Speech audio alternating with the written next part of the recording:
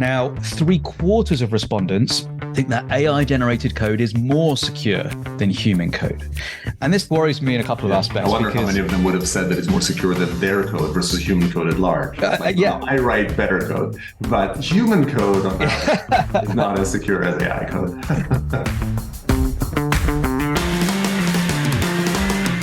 You are listening to The Secure Developer, where we speak to leaders and experts about DevSecOps, Dev and Sec collaboration, cloud security, and much more. The podcast is part of the DevSecCon community, found on DevSecCon.com, where you can find incredible dev and security resources and discuss them with other smart and kind community members.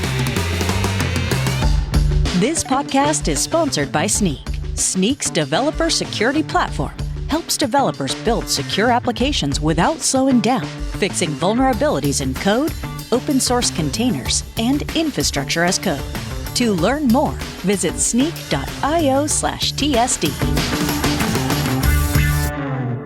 Hello, everyone. Welcome back to The Secure Developer. Today, we're going to have a conversation. I get to grill Simon a little bit over here, but really, we're both going to chat a little bit about a new report that we just released at Snyk about AI code security. Clearly a kind of nascent space and one that would evolve, and we're all learning our way through it. There's some interesting topics here to both share the data from the report, which we will link to in the show notes, and just sort of discuss, chit-chat a little bit about it, start sharing the opinions we've been forming. So Simon, excited to sort of have this conversation with you, jumping in here. Absolutely. And it's nice to be on the other side sometimes, to have some questions thrown at me on the podcast. So, I'm going to try to be as hard as I can,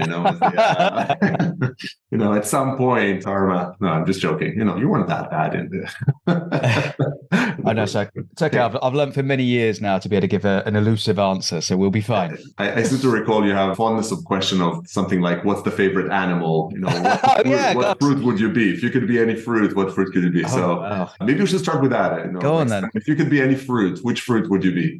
Wow. Do you know what? I think I might be a papaya, because it's just, I was about to say, because it's so interesting, but now it's making me sound like I'm very full of myself. But it's exotic. Papaya is such an interesting, beautiful fruit that, gosh, now I'm just naming my favorite fruit, and now I feel embarrassed having to connect to it. It's known to be growing also at all sorts of towns around the UK. It heralds from the same locations. Yeah. Anyways, I think if we haven't lost the listeners quite by yet, let's dig a little bit into AI security here on it. So maybe, Simon, can I ask you to tell us a little bit about this report that we just issued? Just give us a bit of context of what is the survey, what is it about? Yeah, absolutely. So at Snyk, we've done a number of surveys quite similar to this, actually, in the past, in and around whether it's supply chain topics or Snyk's State of Open Source Security Report, which is done for many, many years. This is our first one in and around AI, and we actually focused the report in and around the AI coding system. So the report is called the 2023 AI Code Security Report, and it's very much, it is a catchy title, right? Rolls off the tongue. It's very much focused on an organization's, adoption, the usage, but also very focused on the sentiment, which is why it was very survey driven in and around AI coding assistance. There were a number of people, over 500 software engineering and security folks that were interviewed for this, or rather filled out the survey. And that was only done quite recently. And I know the speed at which AI sentiment and adoption changes, it's important for that to be done recently. So it was only October of this year that it was done. And we cover a ton of different questions about the usage, people's concerns that they would have over it. And so, there's a ton of great information that we can dig into. Yeah, for sure. So we'll dig into the data, but maybe we take a moment to think a little bit about the survey report. So I think one of the interesting things with the state of open source security that we've been running for a bunch of years is that, while the report is oftentimes indeed sort of sentiment and impressions and how do you think, or, opinion based. So it doesn't always fully conform to the realities or to the facts of it. The perception aspect, seeing it change over time, quite clearly in developer security, open source security, we've sort of seen an increase in both sense of ownership and activities and actual kind of how well people are handling it. So I think the trend lines are very, very valuable, right? And I think so. Like with AI coding systems, nobody really has firm opinions yet, because it's all really quite new and novel. But I guess I always find I take some issue with the the factual aspects of the data. It's easy to poke holes, and you have to, there's always like a little bit of a selection bias of the people that opted in and answered, etc. But I'm interested to learn in it, but maybe I'd encourage everybody to sort of think a little bit about this, both in terms of current status, but also interesting to maybe forecast or think about where is it going to get to, and how will this trend as we do the next one in whatever, a year's time or so. Yeah, absolutely. And I think actually when we think about survey data and sentiment data as well, I think this is possibly more interesting right now in and around AI compared to perhaps some of the other topics that we've done these types of surveys around, because there were more, I guess, the stability of open source, when open source had been around for tens of years in common usage among developers, is quite different to how we perceive AI right now. And I feel like if we'd have done this survey today versus 6 months or a year, we could very well have got quite different answers. And I think sentiment data at this stage is actually quite interesting. It's not necessarily things that we want to purely make decisions only on this, but it's really important, I feel, that we should look at this sentiment data as just a single data point among others when thinking about what are potential issues that we could have, and using other data sources as well to back that up, both internally within our own organizations as well as across the market. But no, absolutely, I agree. Absolutely. And we're recording this episode after the horrendous weekend of OpenAI, with Sam Altman going out and back into leadership at OpenAI. But the survey itself happened before. We might already need to rerun it so to see if people's faith in AI has grown or diminished, as part of that exercise. But maybe just like a little bit of contextualization of a dramatic domain, shall we say. Yeah. So I guess let's maybe start a little bit on the adoption side. So what does the survey say about kind of usage or adoption of AI coding assistants in development? Well, the first stat which kind of like jumps out straight away is the overwhelming adoption of AI. And of course, when we talk about selection bias and talk about bias of people taking an AI survey, you would expect that the majority of people who are taking an AI survey already have an interest in it. So it's already a topic absolutely, yeah. So 96% of teams are using AI coding generation tools, coding assistants. And this is the interesting one, over half of those teams use them most or all of the time. So I think it's really important to kind of like recognize not just that people are using it, but they're already being very well embedded into their organizations and well embedded into their teams. And I feel like this is a very subtle but important difference between a team assessing a tool or a product to use and actually recognizing the value in it straight away and wanting to jump in wholeheartedly with their team in doing so. I thought it was an amazing stat, and I'm sure the selection bias immediately jumped to mind when I saw it. So probably that, but still, so the consistent, all the stats you see about levels of engagement with, the co-pilots of the world are quite staggering. I do say, just to sort of add a drop of cynicism to it, which is the nature of these products is you install them once and then they themselves just show up every time you type a character. And so I think there's like a little bit of a question mark, right? If I gave you, 1,000 suggestions and you took one, does that make you an engaged user or not? And, probably got 1,000 suggestions over the day if you're typing and coding in your IDE and you have, a Copilot installed. And so I'm not to say like I'm generally a believer that it is naturally a high engagement, high productivity tool. So we'll talk about satisfaction in a sec. But anyways, I just sort of felt like it is the nature of the installation that just puts them constantly in the line of fire in a very low friction manner. And in fact, that was one of the beauties maybe of the idea of code completion, as in text completion, is that you can be wrong 9 times out of 10, 99 times out of 100 and still be valuable because you're just really not in the way. I mean, it's an extremely sticky kind of like user experience in that sense, whereby it's always at your fingertips. Although that can have a positive and a negative effect. And I've noticed a few times when I'm just tabbing and trying to get my cursor to the right space, all of a sudden I'm accepting, if it's fast enough, I'm accepting something which could be many, many lines of code. And I'm having then to delete those to actually just get back. So while it's always on, it's sometimes I can imagine people wanting to turn off when they are absolutely not wanting to use it. Yeah, just sort of use wanting to turn off and only use it for things that they want to use it for. But yeah, I hear you in that sense. It's one of those that's always on. Some people are probably literally sort of changing the way they develop, and they start writing comments in places and just having Copilot sort of autocomplete them. Yeah, I don't know if those statistics I haven't come across. Anyways, we didn't ask about that. We just sort of asked about usage and adoption. Absolutely.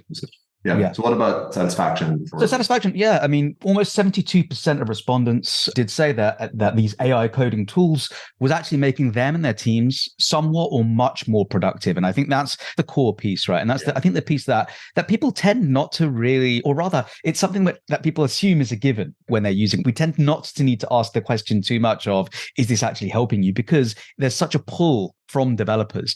Although that said, I have spoken to a number of different developers, and I think I wouldn't say the seniority, but certainly the experience of the developer really will have an impact on whether they would find it of great value or maybe actually make them less productive or around the same, just based on, do they know better than Copilot in terms of what they want and how they would do things? Are they actually fixing things at a higher rate because Copilot's introducing those issues more than they would do it if they were writing the code themselves? So yeah, it's interesting. I think while it's overwhelmingly 72%, I think if you was to break that down a little bit, we would get different types of answers from different people. Yeah, and maybe a thing to refine, I guess, in our sort of questions in the future on it. It is, though, I mean, probably one with the security hat on, one takeaway of it is you won't be able to block it. Like if 72%, even if it's like 50% of people feel like it's making them somewhat or much more productive, it's here to stay. And I think most people have already internalized that, which is the notion of, no, don't use that, is that ship has long sailed. It almost never succeeds with sort of modern technologies, but this one is already pretty well entrenched. So actually, while we're on this topic, let's jump ahead actually to another question, which I think we all knew the answer to this, but perhaps not to this scale. And that question was, how often do developers in your organization bypass security policies in order to use AI code completion tools? And when people say you're not allowed to use a specific code completion tool or you're not allowed to use them at all, we always heard stories about someone saying, yeah, I'll jump off the VPN or I'll do it on my private account and use ChatGPT or something else. Almost 80%, 79.9% of developers responded with that people in their teams bypass security policies either all the time, most of the time, or some of the time. Around 20% either never or rarely broke policies. But the vast majority, 4 in 5 people, some of the time or higher, broke or bypassed security policies to use AI. Is that shocking to you guys? Is that something that you would expect? That's really impressive. I mean, that is really the show of conviction, maybe, or sort of passion about it. I often sort of use this sort of equation. It says there's always, for everything in life, there's sort of how much you care and there's how hard it is. And you need to care more than it is hard to do it, whether it's like going on a diet or whether it's investing in securing your code. So you can make things easy, or you can kind of increase the level of care if you want to get people to do something, and vice versa if you want them to stop it.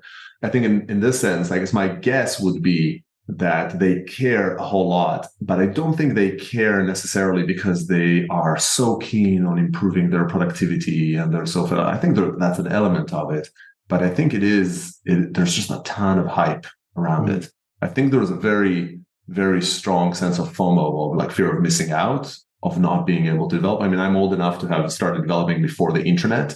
And at the time, you develop, and also like some of the stuff, I was in the military. And so the computers weren't connected to the internet. And literally you had to go to a closed room at the end of the corridor to connect to the internet and develop. And we were developing software in the surrounding, and never really weren't a part of that sort of initial trend. And everybody that got out of the army went on to develop in normal surroundings and was abusing the internet. Like, how are you able to, how is that even possible? How are you not like a tenth as productive as you could be if you were connected to the very, very nascent internet at the beginning of the 2000s? And, I feel like it's a little bit like that today. I feel like there's such passion and there's so much glamour around the sort of new reality of software development. People hype, not because they feel that, about sort of the value of it.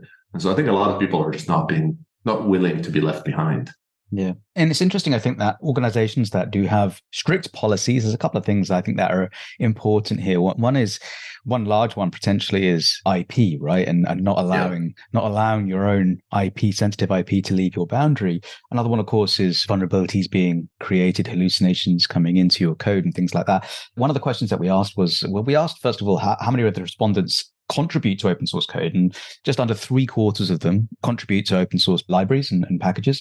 Interestingly, 83% of those of those 3/4, 83% of those 3/4 use AI tooling in those third-party libraries. So everyone uses third-party libraries these days. And it's interesting that for companies that even say, hey, we're not going to use AI tooling or rather AI code assistance in our first-party code, they're ultimately pulling in code that will have been written by AI generative assistants through third-party code anyway. So a lot of the potential hallucinations, potential security issues that are going to come through this code, it's going to hit your production environment at some point. It's just through other means. But I feel like IP is probably the bigger reason as to why people want to add these kinds of policies into their org, certainly initially.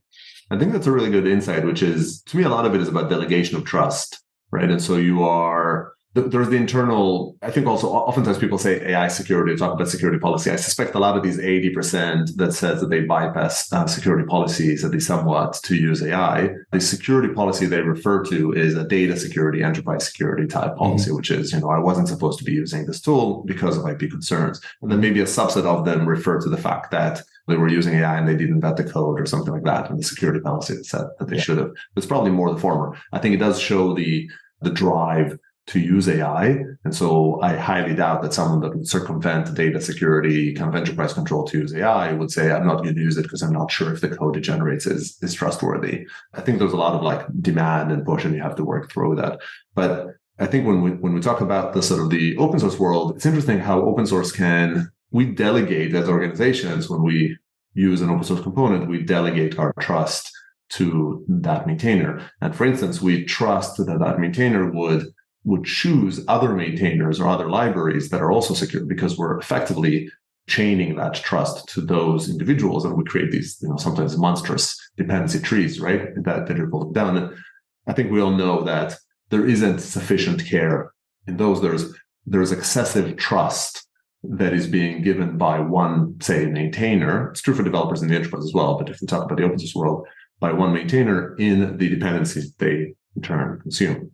And so it's interesting now to sort of think with the generative AI, and have it kind of occurred to me, is that there's now another entity that we're delegating trust to. We're now trusting that open source maintainer to also choose the right open source tool. Granted, most of them are probably using kind of the dominant ones, and to be reviewing and assessing their code. And yeah, I think that's a fairly significant new weak link added to our chain. I don't think the scrutiny that open source maintainers apply to the code that they use when they, Gen AI is any higher than the scrutiny that they give to the libraries that they choose to produce. Yeah, and that's also shown in another stat that came through this report, which is only a quarter of the folks that contributing to open source projects used any type of SCA tool to validate essentially and verify that the code suggestions, or rather the dependency style suggestions coming from those AI tools were, valid, were the right types of projects and packages to use as well. And that's testament to what you were saying there about the level that we can kind of not expect necessarily, but have become familiar with from an open source dependency graph and tree. What does the data imply in terms of, like, are developers not doing that verification because they think the code that is being generated is just secure, so there's no need for that? Like, is it by omission, or is it from like some conviction? No, I don't think it's interesting actually, because when we think about trust and when we think about what developers believe is coming out of these tools, first of all, one stat that came out is over half of those surveyed say that insecure AI suggestions are common. So in terms of the sentiment that developers think that there's some kind of security innate and built in to AI suggestions, that's not there. And that's rightly so, because I guess people will recognize whether they're using tools for their own jobs or whether they're using them for open source. They're going to see issues pop up based on the AI coding suggestions that are coming out. So I don't think it's necessarily that.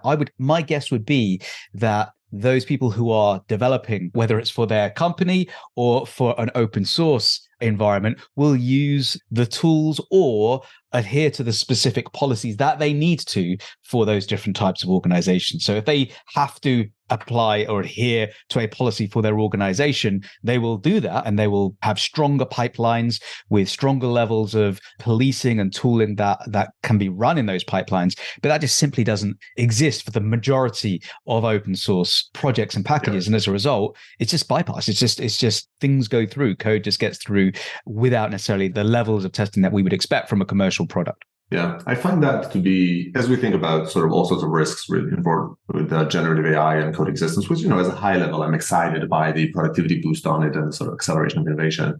One of the things that I worry about the most is how much are we sort of accelerating without a seatbelt?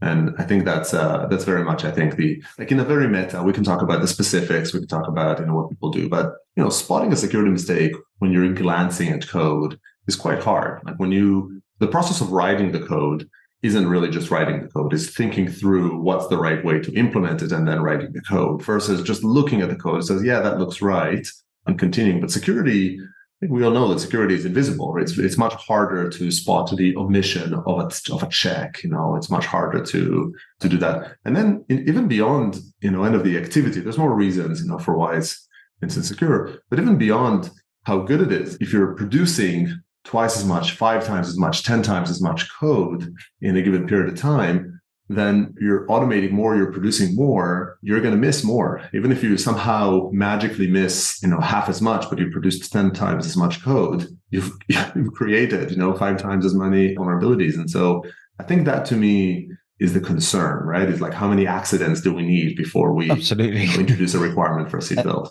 And there's 2 areas here, right? There's quality and there's quantity. And we know, or from all evidence that is being released from many different organizations and teams, the efficiency, the effectiveness of development teams increases. So we know the quantity goes up. So then the question is, okay, is the AI tooling producing the same, higher, or lower quality than what developers are providing? And actually, there's a second piece on that, which is, do developers believe that the quality is higher or lower than if they were to write the code? Because continuing your analysis there of the seatbelt, one phrase that I love is, you can only go fast in a car if it has brakes. I love that. I love that phrase. Yeah. And I think there's 2 pieces there. One is the fact that you would have brakes. So the analogy here would be that, you can only go fast in a pipeline if you have the right checks that can stop a pipeline at the right time or inform us that this is a bad idea to push forward with this pipeline. So the question is, well, what checks do we have? And secondly, do we feel like we need those checks or not? And there's a real interesting sentiment question that came out, which is asking whether the respondents think that the AI code that is generated is more secure, less secure, or as secure as the code that they would write. Now, 3/4 of respondents think that AI generated code is more secure than human code. And this worries me in a couple of aspects. I wonder how many of them would have said that it's more secure than their code versus human code at large. I write better code, but human code on that is not as secure as AI code. So this is worrying because it is reduced from a perception point of view. A developer will think, well, this is better than the code humans or I would write. As a result, the need for breaks, the need for tests has reduced because they put too much test. They over rely on the code that is being generated and put too much belief that the code that is magically appearing, and it is magic to a lot of people, right? When they see that code that is being generated, it's so mind-blowing. You put too much trust. You over believe that the thing that's magically appeared has got to be right because so much else has happened to get that code there, which is so 9 times out of 10 or whatever, very accurate and working to do what I want it to do. And we over believe in it. It also goes against a ton of studies. Then the vast majority of studies will actually show levels that I think 40% of code created by Copilot has security vulnerabilities. Many show that an increase in security vulnerabilities introduced by these tools compared to code that has been written by humans. And actually this similar belief that developers overtrust in generated code has actually also been seen across a number of different studies as well. And these studies, NYU, Stanford, and many others. Yeah, I mean, I think it's super interesting on it. I guess it's one aspect of it is this is maybe what we talked about for sort of sentiment versus reality. So people put more faith in the code than what studies demonstrate they show. And it's interesting because even the very players creating the code, like the GitHubs of the world, they say that the code might be insecure. Like, heck, some of them are promoting tools around it to help secure those components. And even like logically, it's like you stop it and say, like, these tools have been trained on code that is insecure. So at least kind of, by like some analysis of it would imply that it can produce vulnerabilities. But maybe actually the more interesting thing is that even within the context of the sentiment is 3/4 of them think that it is more secure than humans. And yet over half of them think that insecure suggestions are common. It actually goes further than that as well. Almost 9 in 10. There's definitely this kind of like two sides to this, because I think people almost like have this imposter syndrome of themselves as developers. And so they always assume, oh yeah, this generated code must be better than me because, well, must be more secure than me because I'm not as smart as all these other amazing developers out there. However, almost 9 in 10, 87% are concerned about AI security. And of the list of things that they could be concerned about, the highest two here are AI security came in first. So the idea of security concerns, vulnerabilities, and so forth going in. And the second highest was data privacy. So effectively, I guess there's a couple of things that could be interpreted there as data privacy. So there's two sides of this where people are very concerned about the quality of what is produced by these tools, but they themselves almost think it's got to be better than the code I write. Yeah. I mean, I think that there might be like a self-esteem element to it. It's interesting to maybe, do some psychological analysis of what's the average sort of level of self-esteem by sort of the typical developer. I would have guessed reasonably high, but it's also, I think, a demonstration of a little bit of sort of the hype and the excitement on it. So they're worried about it because they know they're going fast and they see there's no guardrail, right? They see that they might sort of fall off on it. But it is just so compelling that they're maybe telling themselves, no, it's okay, this sort of code is more secure. And it isn't, just verbally, it isn't fully in contrast, right? Something can be a little bit more secure than human code, which implies it still has a fair bit of vulnerabilities, and therefore it is concerning that it would produce vulnerabilities. But the more sort of we strengthen or one believes in the fact that this code is probably better than human, they kind of get indeed to that point of, am I the right kind of a guard, right? Am I the right person to evaluate whether this code is secure or not? Which I guess if you sort of go full circle over here, it comes back to just this kind of increased need for automated controls. There's something very sort of simple about this, right? Which is the more automated the code creation, the more automated the security controls need to be. Like in fairly simple statement, the more autonomy, and it isn't autonomy, there's some verification, but still the more AI does for us, the more we need tools, possibly AI powered, to assess whether what was created is correct, including whether it is secure. Absolutely. And I think, this has always been a race from the early days of DevOps all the way through to today, whereby the speed at which we can deliver, the speed at which we can write code has to always be slower than the speed at which we can test, the speed at which we can validate and verify that our code doesn't have, whether it's performance issues, coding issues, security issues that are outside of the policy or the quality levels that we need to push that to production. And I think it's interesting to look at the data as to where we are today in terms of that automation. One of the questions we asked was about what percentage of people's estate effectively had security scanning automated. And it's interesting that, a couple of stats here, only 1 in 10 have automated 75% of their security scans overall. And actually, the majority of people actually have less than half of their security scanning fully automated. So I think today we're probably doing a far better job than we were even a small number of years ago, 3 to 5 years ago. I don't think we've set ourselves up for such a large improvement in the ability for us to deliver code and the speed at which we can write code. And this auto-generated AI-assisted coding has enabled anyone to build code and enabled everyone to write code fast. That's what's quite scary. So I think, we need to see how security programs react to this. But you're absolutely right. Whether it's human written code or AI written code, we actually are largely, when we talk about the controls that are in the pipeline, we're looking at very similar threats in a large number of cases, right? Vulnerabilities come in through code being written down, through libraries that are being added into our code. We already have the right tooling, a lot of the right processes and things that we can catch these early on and flag these up. We're not necessarily in any way caring whether it's machine generated or human generated. Yeah, so it's really interesting. There's basically, I think, two camps, right? Or sort of maybe, and most people are probably not firmly in one or the other, but sort of, two views that you might embrace. One is one that just sort of puts full faith in the AI code, like in AI as a whole. And so it's just like, look, it'll produce things that are better than humans, so we should trust it. Like in that case, you might lean more towards less dependence on the human automating it. But even in that case, you should get some assurances, because the AI code generators, they're not giving you any assurances around security or functionality or any of that. And so I think even in that case, you should have automation or sort of drive to assess it. And there's actually like a very good case for separation of duties. A lot of security people have been raising this, which is even if somehow some tool on it had, the code generation capabilities and the security assessment of it, do I really want someone like these tools to audit themselves, right? Or do I want separation of duties and I want a different? And it was the world will probably figure this out. But I think there's kind of that philosophy, which is I want to put more faith into the AI. And therefore, even in that case, I think it makes the case for sort of automated security testing, maybe AI driven.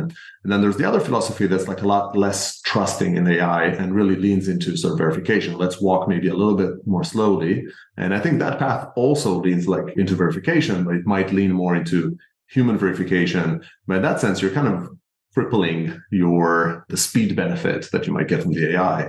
And so if you level up, you still kind of find that path, to any extent that you want to get an acceleration from AI, still biases you into automating security control. I mean, no matter how you spin it, if you're going to run faster, you need your security controls to run faster. I loved how you phrased it, which is you need to aspire that the pace of software creation is slower than the pace of your ability to verify it.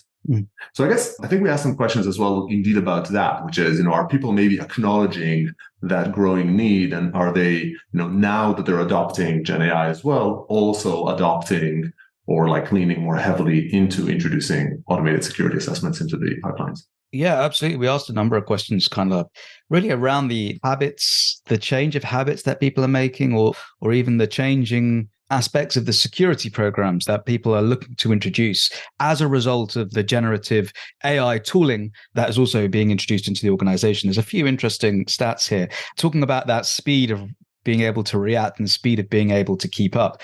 One of the interesting ones was almost 6 out of 10 AppSec teams are struggling to keep up with the pace which AI generative tooling is making the change, is speeding up. What it shows is 1 in 5 is significantly struggling, about almost 40% struggling moderately, and just over a third are coping well. So the vast majority there, over 50%, really struggling there to keep up with that pace. And I think that, it's testament to what we were just talking about, really, about a lot of these teams were possibly even struggling slightly before anyway, but this is just taking it that extra level in such a short amount of time that we aren't able to increase that speed enough sufficiently to be able to contain that extra work. And I feel like, some aspect of this is probably true for any new technology adoptions, right? If you ask this about container security, if you ask this about cloud security, you'd probably hear a lot of security teams pulling back. Maybe it's just probably one of the challenges is combining this with the adoption rates that we heard before. Probably, I would kind of guess that cloud security adoption in smaller organization, we're sort of seeing like reasonably similar rates. Within the larger organization, it was just straight up not allowed, versus Copilot, which is like a desktop tool. You can install it. So the blocker or the friction, technical friction, was a lot lower. And so probably, even if the appetite or the pull to embrace the cloud, I don't think it was as strong as AI, but it was substantial. The ability of a single developer to just sort of choose to use the cloud wasn't the same. I think here, and this is similar to like Snyk's kind of core ethos, right? Like the reason we succeeded was because we made it very, very easy for an individual developer to just pick up a security tool and start using it. And while other sort of tools might have required like a platform level decision. So I think cloud versus AI might be a little bit like that. Cloud requires some platform level decision. And so that held it back. With AI, that friction is gone. It is a developer with some rights to install a thing on their desktop, which is true for many, many organizations, including many enterprises.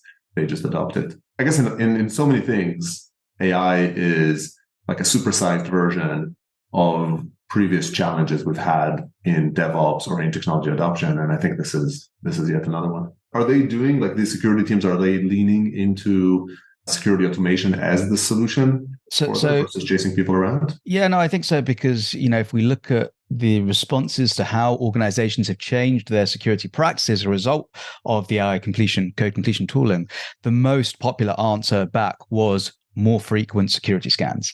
And so, that itself leans into being able to automate it, being able to put that into either a pipeline or something earlier in the dev cycle to be able to say, okay, as I make changes, we test. As I push, we test, and so forth. More detailed code audits, adding new tooling as well was an interesting one. So people definitely, I think, turning that concern of security issues coming in through AI into these activities. So that's positive to see. I think that it breaks the illusion. I think, right? It breaks, like, before with DevOps, there was this like, no, I can keep up. I think I can figure it out. I can find a methodology, and I think that AI comes along. You're just like, oh, bugger. I'm never gonna catch up. Like, I need to do something different and run it. So maybe it's maybe it's like a sobering moment for organizations. We see it on the Snyk side. We see it on the enterprise side, in which some organizations that are not necessarily allowing the use of it. And they're saying, we have quite a few customers that are saying, you can use Copilot, we want the benefit, but you can only use it if you add Snyk next to it, right? If you have the right security guardrail next to it, because I guess they're sort of conscious of the risk. A lot of the AI decisions are not necessarily fully philosophically thought through, but you're saying, if you want to run faster, you really need a guardrail next to you. That's so good from an education, from an awareness point of view, because a lot of people in a lot of organizations don't mandate certain things for certain projects or whatever, but by absolutely mandating a security tool next to a code generative assistant, you're essentially almost implicitly saying, by the way, there are security issues that can come from the usage of this tool. And that's why you need to obviously use this, a Snyk or a tool like this.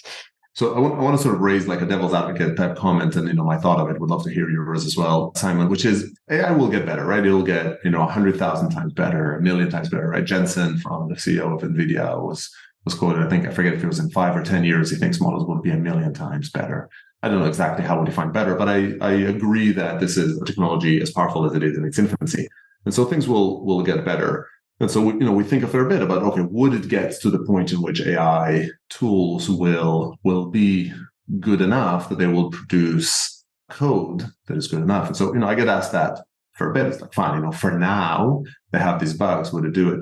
And I guess I have a couple of views on it. Would love to know if they sort of hold water with you. One is maybe a bit more, indeed the sort of separation of duty, maybe a bit more almost like administrative or compliance oriented, which is, and we see it a lot, and it's very important. It's a very important concept in security, which is, yes, you want security to be built in, but you need audit and verification to be done by someone who is separated. That's also kind of strongly important when you think about if you're going to use multiple models, if you're going to change models over time. So all these things really kind of bias you in favor of saying, I don't want my AI generation tool to be the same thing that does security. But then I think more philosophically, as I envision it, AI produces a lot of results, and that's amazing. It's going to do it more and more and more and more. But because it's a machine that's generating it, we really have a lot less control around the logic that sort of ends up driving the generation. I would posit that we actually need to increasingly rely on verification. The more we can trust, it's the same maybe analogy we talked about the guardrail, but the more ammunition we have, the more support we have to be able to verify whether AI has generated the right things for us, the Gen AI tool, the more we're able to use it, more enabled. But we need those verification elements in any aspect of AI, specifically in code generation. And so I would, maybe the tools need to look a little bit different. Maybe things would evolve. I would think that, even above and beyond the code completion and all of that, the more it gets generated by AI, the more the need for a verification system is there, no? Yeah, no, I would agree. And I think boundaries are important in terms of being able to say, look, this can't wholly happen within a single boundary. We need maybe an AI tool here to create, and particularly within huge amounts of context, that's fine. Let's create, I'm sure in years, it'll be able to create larger amounts of code and more complex architectures and things like that. Great. But to then have that same tool with all that same context, then try and understand where its weaknesses are. Is that putting too much control within the same boundary?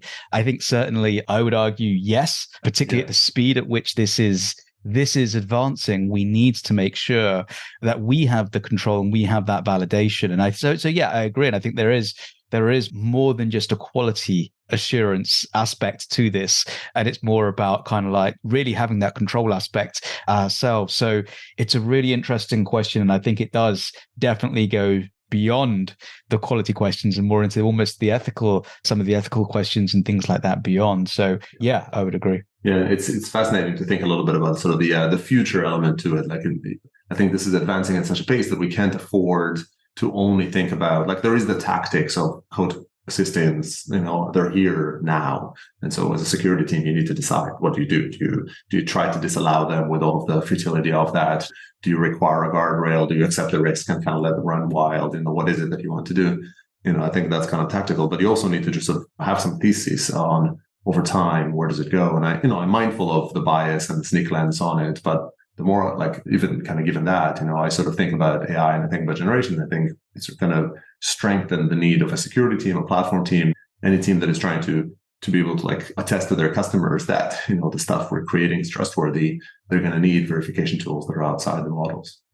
So I've got one final question for you. How fast can a papaya run with and without a guardrail of the... Well, it depends how fast you throw it down a mountain, I would say. I thought you were going to say, is it an African papaya? Or like Monty Python? Yeah, of course. Yeah. If you could outsource any portion of the creation of this report to AI, what would that be?